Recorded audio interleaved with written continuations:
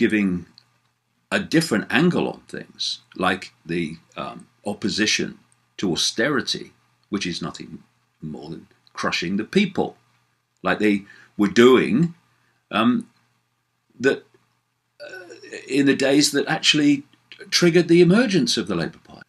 And it's putting another point of view to challenge this manipulated, engineered consensus. And while I don't agree with lots of what he says, I think it's great that he's actually there coming from a different angle within the same system. Yes, that's the problem I have. But it's coming from another angle. And it's giving some kind of voice to those the system and the political consensus is crushing. And so if he never got into government, well, how is that going to be any different in the outcome for the people, the population, to a Labour leader coming in with the credibility to be Prime Minister, becoming Prime Minister, and then doing the same as the party he replaced? Let's at least have some kind of debate. Let's have some kind of challenge to this consensus, which is destroying the lives of so many people. So I'm going to go through, I've not spoken to Jeremy Corbyn, but I'm going on the policies as reported in many and various papers and publications and like the BBC website and all that stuff. And that's another point. When war criminals like Tony Blair and his cronies that took us into the Iraq war and slaughter on a blatant lie, when the spinners who span that story to claim weapons of mass destruction when they weren't there, when the media, when the sycophants in the party, the self-serving, system-serving sycophants in the Labour Party are all against you, as they are in the case of Corbyn, then you must have something to say, in my view. Because when people like Peter Mandelson, the Svengali spinner of the Blair years, when Peter Mandelson's against you, when Tony Blair's against you, when the mainstream media as a whole is against you, then you know you're on the right side, or at least you're not on the wrong one. Information source, that technologically generated information source, can be attached, connected to human thought and emotional processes, and thus feed information into the human individual and collective mind that dictates perceptions, thoughts, and emotions. Now, I know at first hearing, people will find that fantastic and ridiculous and, what else is on. But it's true.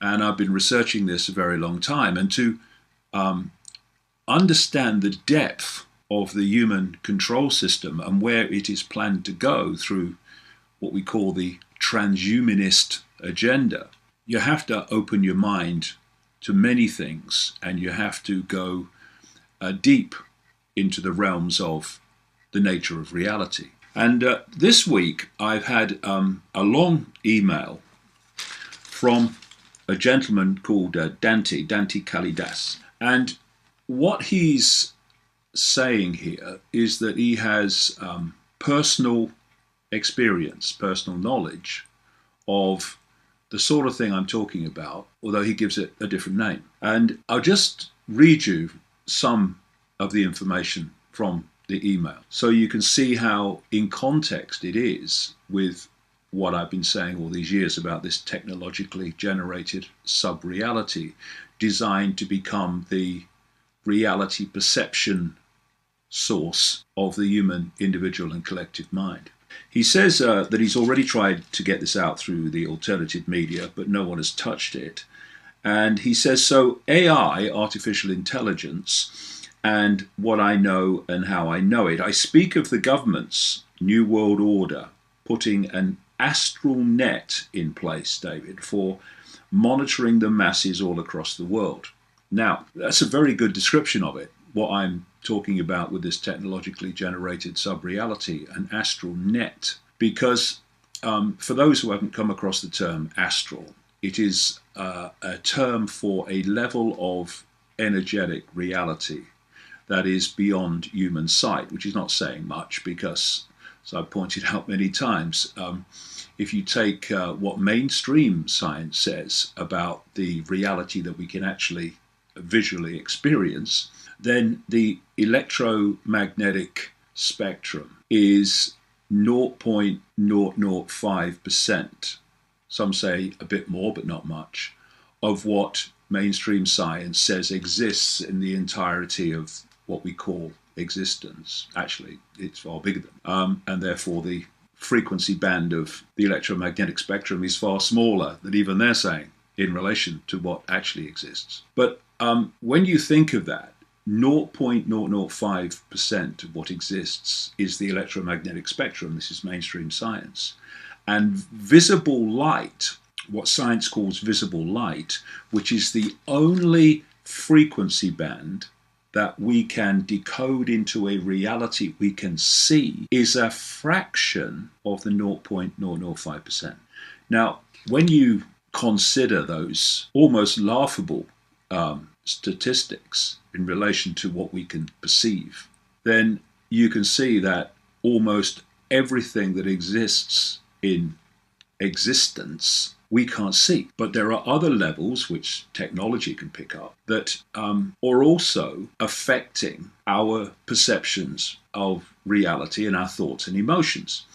Because, okay, I'm thinking now, okay, you can see the outward expression of those thoughts in my opinions. But what about the activity of thought? I'm thinking now. So can you see what I'm thinking? No, because that activity, that energetic activity, that electrical activity is taking place on another level beyond human sight, where almost everything goes on. So this astral level is another level of reality that is beyond what we call the physical world. But because as I went into last week, the body is a holographic projection, like the whole of this reality we're experiencing, of energetic fields. It's at the energetic field level beyond human sight. Some people call it the auric field, but that's just one level of it.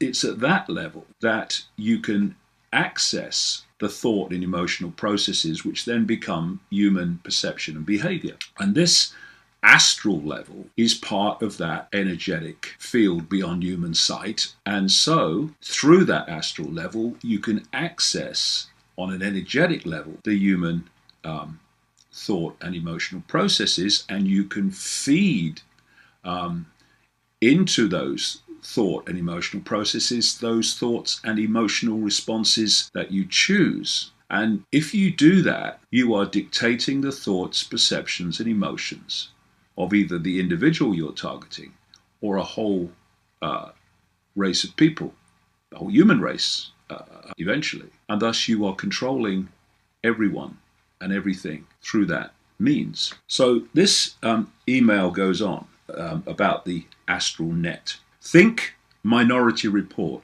says the film, and you start to get the picture. Of course, the film is very off, as this will involve remote neuro monitoring and artificial intelligence, which is already used in conjunction with remote neural monitoring, or RNM.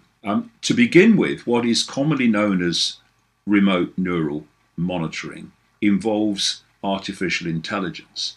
He goes on, Google stock is way up. You might remember in last week's video cast and in my books, I emphasize the absolutely crucial foundation role in all of this, the whole transhumanist agenda of Google. Google stock, he says, is way up because anyone on the inside knows that they are developing artificial intelligence and it is the future. If you are thinking longer than 20 years, people are thinking, that kind of period, well, it's way off, he says.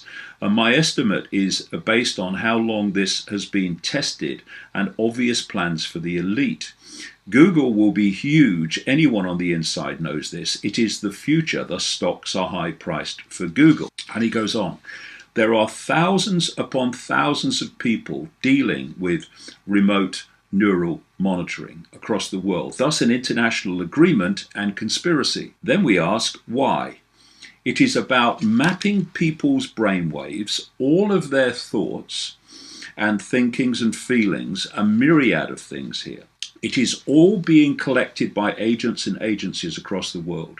And with this technology and going into a central database, for what purpose?